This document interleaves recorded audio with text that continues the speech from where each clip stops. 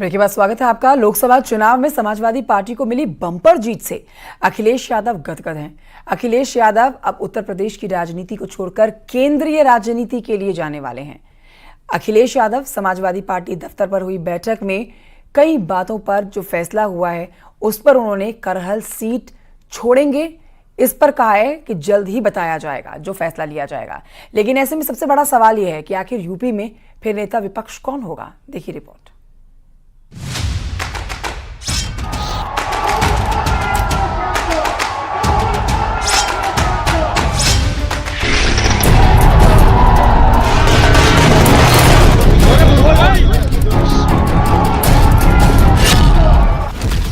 लोकसभा चुनाव में अखिलेश यादव ने जिस रणनीति के साथ बम्पर जीत हासिल की, जिस प्लानिंग के साथ पार्टी को 5 सीट से 37 सीट पर पहुंचाया, अब उसी एनर्जी के साथ वो सेंट्रल पॉलिटिक्स पर फोकस करने वाले हैं। यानी अखिलेश यादव अब उत्तर प्रदेश की राजनीति को छोड़कर केंद्रीय राजनीति के लिए जाने वाले हैं।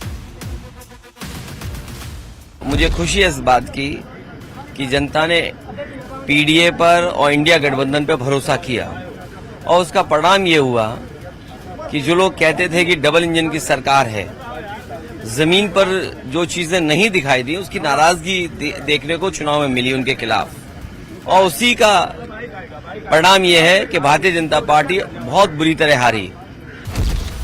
दरअसल अखिलेश यादव कभी केंद्र तो कभी प्रदेश की राजनीति में दांव आजमाते रहे, लेकिन इतनी बड़ी सफलता उन्हें पहले कभी नहीं मिली। अखिलेश यादव 5वीं बार सांसद बने हैं, 3 बार कन्नौज से सांसद रह चुके हैं।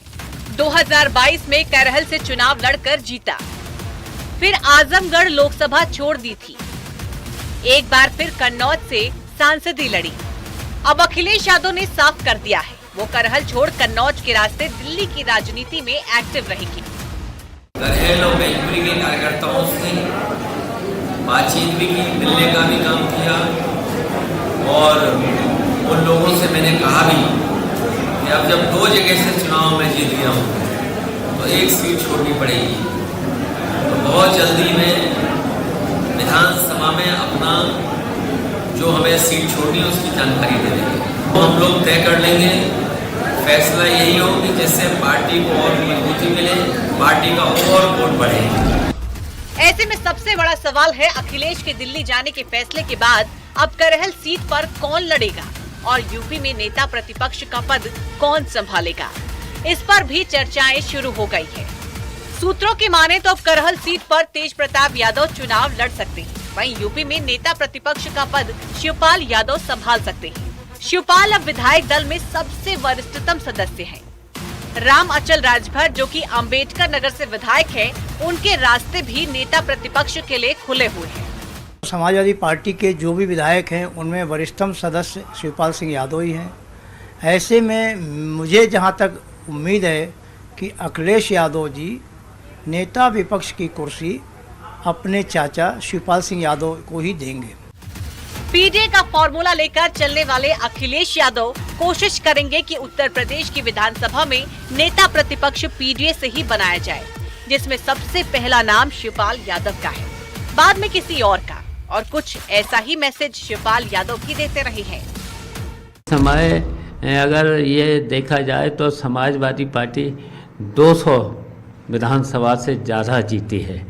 तो अगर आज नैतिकता के आधार पर अगर भारतीय जनता पार्टी उत्तर प्रदेश से इस्तीफा दे दें और इस्तीफा दे करके चुनाव कराए जाएं, तो फिर उत्तर प्रदेश में अखिलेश यादव की अगुवाई वाले समाजवादी पार्टी निश्चित उत्तर प्रदेश में स्पष्ट बहुमत की सरकार बना लेगी। कार्यकर्ताओं का, हमारे विधायकों का, हमारे सांसदों का मनोबल तो बढ़ा है ही,